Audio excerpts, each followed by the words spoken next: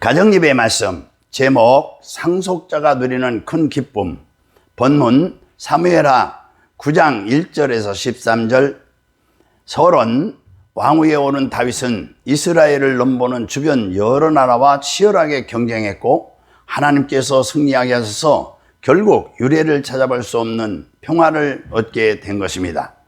주변 나라들을 정복하고 그들에게서 조공을 받은 지위에 올라선 다윗은 요나단과 맺은 언약을 떠올리고 그의 유일한 유족인 무비보셋을 찾아 적절한 보상을 하게 되었습니다. 이처럼 다윗은 하나님의 신실한 종으로서 인간에 대한 약속을 끝까지 지켜나가는 모범적인 인간상을 우리에게 제시했습니다.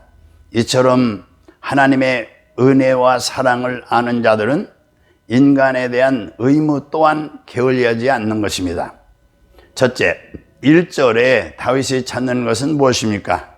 다윗이 이르되 사울의 집에 아직도 남은 사람이 있느냐? 내가 요나단으로 말미암아 그 사람에게 은총을 베풀리라 하니라. 2절에 다윗에게 온 사람은 누구입니까?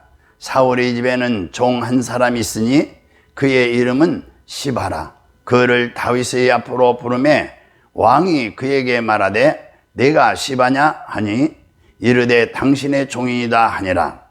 3절에 사울의 가문에서 남은 사람은 누구입니까? 왕이 이르되 사울의 집에 아직도 남은 사람이 없느냐? 내가 그 사람에게 하나님의 은총을 베풀고자 하노라 하니 시바가 왕께 아뢰되 요나단의 아들 하나가 있는데 다리 저는 자니다 하니라. 다윗이 사울의 유족을 수소문했던 이유는 요나단과 맺은 언약을 실행하기 위해서였습니다. 곧 사울의 유족이 있다면 그에게 하나님의 은총을 베풀기 위해서 수소문했습니다. 이처럼 우리가 약속한 것은 상대방이 요구하지 않더라도 의식적으로 이행해야 하는 것입니다. 그리고 진정한 유종의 소유자는 친구가 어떤 위치에 있든지 그것에 개의치 않고 사랑하는 사람입니다. 그러므로 성도는 예수님께서 죄인인 우리를 친구로 삼아 죽기까지 희생하신 것처럼 서로를 사랑해야 하는 것입니다.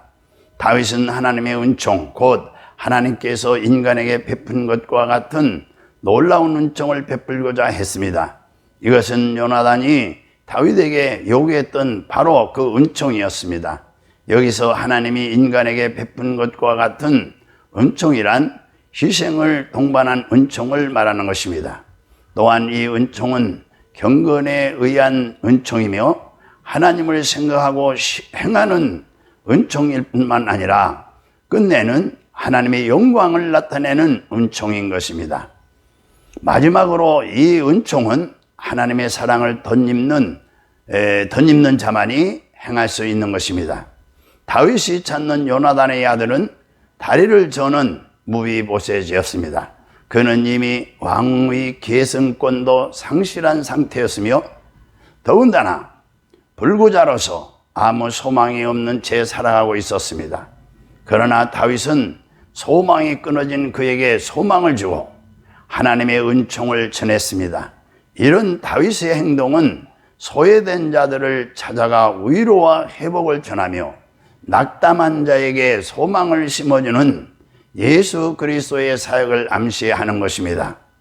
이 다윗이 사울의 손자에게 베푼 은혜는 무엇입니까? 왜 그런 은혜를 베풀었습니까?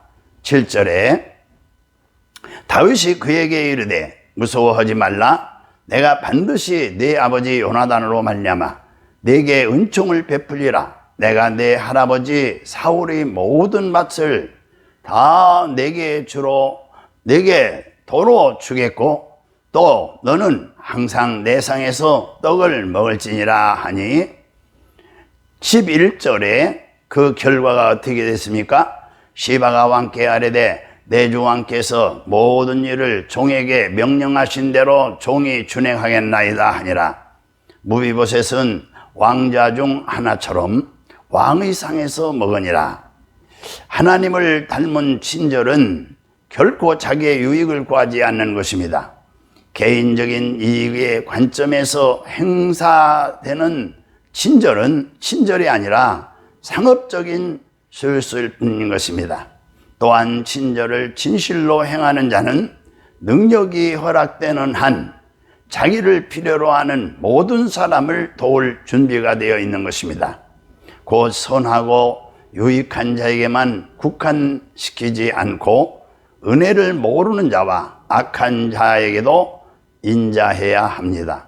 그리고 친구들에게만 아니고 원수들에게도 그 영역이 확장되며 모든 그리스도인들을 사랑하게 되는 것입니다. 하나님을 닮은 친절은 풍성하고 자기 부정적이면서 자기 희생적입니다.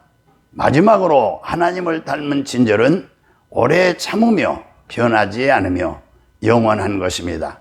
다윗은 무비보셋에게 박탈된 사울의 재산을 회복시켜 주었습니다. 이처럼 참된 사랑의 행위는 말뿐 아니라 구체적인 필요까지 채워주는 것입니다. 뿐만 아니라 다윗은 무비보셋을 왕의 아들 중 하나처럼 자신의 식탁에서 항상 같이 먹을 수 있는 기빈의 위치로 후대에 주기까지 했습니다.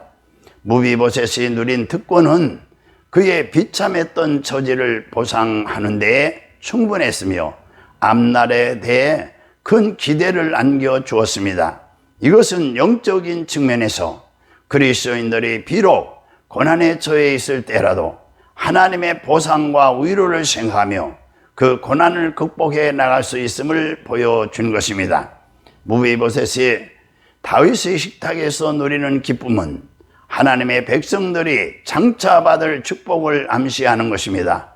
이 축복이란 사실상 현재 누리고 있는 축복의 계속이며 완성인 것입니다. 우리는 하늘나라에서 베풀어진 하나님의 식탁에서 성령에 의지하여 한 아버지와 아들과 더불어 교제하게 될 것입니다. 예수님께서는 당신을 영접하는 자들에게 내가 그는 나로 더불어 먹으리라 말씀하셨습니다. 할렐루야, 아멘.